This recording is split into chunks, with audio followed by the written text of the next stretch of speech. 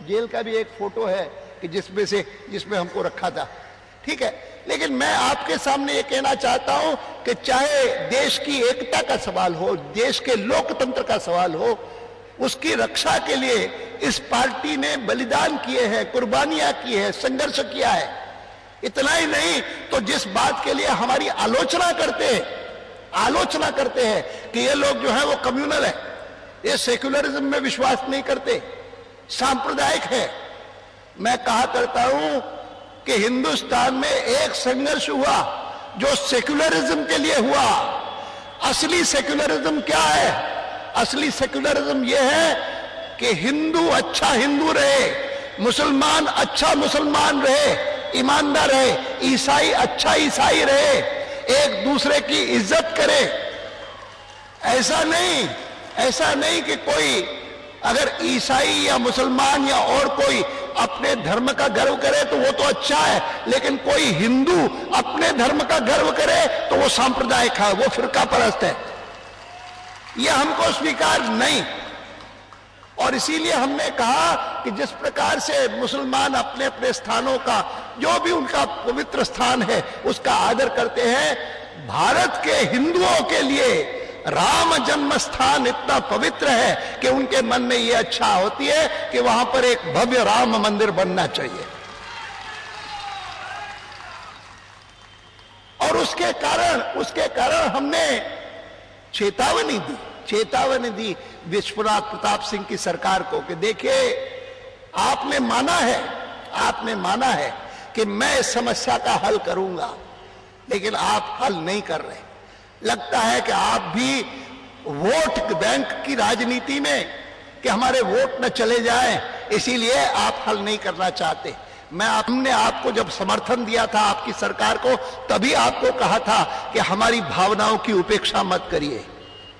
उपेक्षा की उन्होंने, मेरी रथ यात्रा को रोक करके मुझे जेल में डाल दिया। नतीजा हुआ कि भारतीय जनता पार्टी ने अपना समर्थन वापस ले लिया, उनकी सरकार चली गई। संघर्ष किया उसके लिए, सेक्युलरवाद को, सही सेक्युलरवाद को बचाने के लिए।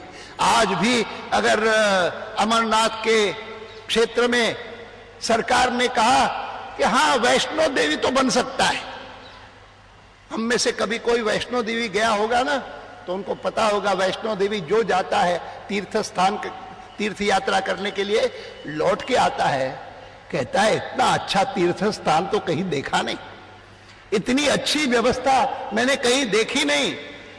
और क्यों ना हिंदुस्तान भर के सब तीर्थ स्थानों पर ऐसी सुंदर व्यवस्था की जाए जैसी जगमोहन जी ने जम्मू में की है। हर एक जगमोहन का नाम लेता था। जगमोहन उस समय वहां के राज्यपाल थे। अब जो बात जगमोहन ने वहां पर की, वही बात आगे चल करके वहां की विधानसभा ने प्रस्ताव पारित करके कहा कि जैसे वैष्णो देवी का श्राइन बोर्ड बना है, वैसे अमरनाथ का भी श्राइन बोर्ड बने। बहुत अच्छी बात, सबने उसका स्वागत किया। लेकिन वहां पर कांग्रेस सरकार में एक पार्टी ऐसी थी जिसका नाम था पीडीपी। उस पीडीपी पार्टी ने कहा हम इसको बर्दाश्त नहीं करेंगे, श्राइन बोर्ड की कोई जमीन वहां पर नहीं दी जाएगी, वैली में, घाटी में। और उसके आधार पर उन्होंने धमकी दी कि अगर आप श्राइन बोर्ड की इस जमीन को वापस नहीं लेते तो हम अपना समर्थन वापस ले लेंगे। उन्होंने अपने जितने मंत्री थे उन सब ने त्याग पत्र दे दिया। और इस सरकार ने, कांग्रेस पार्टी की सरकार ने, जो हर मामले में केवल देखती है कि वोट कहां जाता है, वोट किसका मिलेगा नहीं मिलेगा। आतंकवादी जो थे उन्होंने धमकी दी, पीडीपी ने उसके अनुसार वहां पर अपने त्याग पत्र दे दिए और इन्होंने समर्पण कर दिया, झुक गए उसके सामने और सरकार चली गई। चुनाव होंगे, अभी पता लग जाएगा, इनको भी सबको पता लग जाएगा। मैं आपके सामने एक बात कह रहा हूं, सेक्युलरवाद का सही अर्थ समझना चाहिए। और सेक्युलरवाद का सही अर्थ है कि हिंदुस्तान में हर एक नागरिक को पूरी स्वतंत्रता होनी चाहिए, अपने अपने धर्म, मजहब, पंथ का पालन करने की, उन सब की इज्जत होगी। मैं बता सकता हूं आपको, अजमेर में दरगाह शरीफ है और अजमेर राजस्थान में है, बेनजीर भुट्टो अचानक एक दिन मेरे पास, वो जब जीवित थी, आज से 2 साल पहले की बात है, 3 साल पहले की बात है, मुझे फोन किया। उन्होंने कहा कि अडवाणी जी, मैं अजमेर जाना चाहती हूं दरगाह शरीफ के दर्शन करने के लिए। मैंने कहा जरूर जाइए, क्या दिक्कत है? उन्होंने कहा कोई दिक्कत नहीं है, लेकिन मैं चाहूंगी कि आपका शासन है वहां पर, वसुंधरा राजे वहां पर मुख्यमंत्री हैं, उनको अगर आप कह दें तो वो मेरी सुरक्षा का भी प्रबंध वहां करवा देगी। मैंने कहा कोई दिक्कत नहीं होगी, जरूर प्रबंध कराऊंगा। और मैंने उसी समय वसुंधरा जी को फोन करके बताया कि बेनजीर आना चाहती है, अजमेर में आकर के दरगाह शरीफ के दर्शन करना चाहती है, आप उनका प्रबंध करवाइए। उन्होंने कहा प्रबंध क्या, मैं स्वयं उनका स्वागत करूंगी जाकर के जब वो आएगी। और वो उनको गई, उनको घर वहां से एयरपोर्ट से ला करके अपने यहाँ पर भोजन करवाया और फिर उनका प्रबंध करके उनको अजमेर भिजवाया, उनकी सारी सुरक्षा का सब प्रबंध किया। मैं मानता हूं कि ये हमारा कर्तव्य है, ये हमारा कर्तव्य है।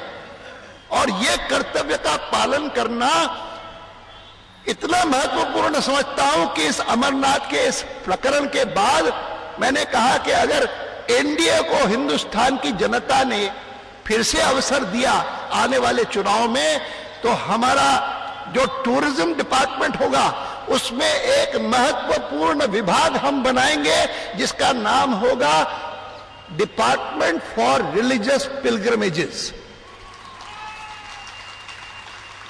धार्मिक तीर्थ स्थलों का एक अलग विभाग बनाएंगे। अब कामाख्या का मंदिर है यहां पर पवित्र, उस कामाख्या के मंदिर की पूरी व्यवस्था होनी चाहिए, सब प्रकार का सुंदर व्यवस्था होनी चाहिए। कोई भी हिंदुस्तान का यात्री, तीर्थ यात्री अगर यहां पर दर्शन करने आए तो उसके लिए सब कुछ हो, इसका प्रबंध होना चाहिए। और ये हिंदुस्तान के एक एक भाग में, जैसे आज धीरे धीरे करके हर एक पहचानता है कि हिंदुस्तान में टूरिज्म की बहुत गुंजाइश है, पर्यटन की बहुत गुंजाइश है, दुनिया भर के लोग आना चाहते हैं। कोई हेल्थ मेडिकल टूरिज्म के लिए आना चाहता है, कोई कल्चरल टूरिज्म के लिए आना चाहता है, और कोई रिलीजियस टूरिज्म के लिए आना चाहता है। बुद्धिस्ट हैं, आना चाहते हैं, सांची देखना चाहते हैं, बोध गया देखना चाहते हैं, सब जगह जाना चाहते हैं। इसकी योजनाबद्ध बना करके, खास करके अमरनाथ के इस कांड के बाद, और आज गुवाहाटी में मैं जहां आया हूं वहां पर कामाख्या के महत्व को ध्यान में रख करके मैं ये घोषणा करना चाहता हूं कि एनडीए की सरकार इस मामले में सब प्रकार से प्रबंध करेगी, व्यवस्था करेगी।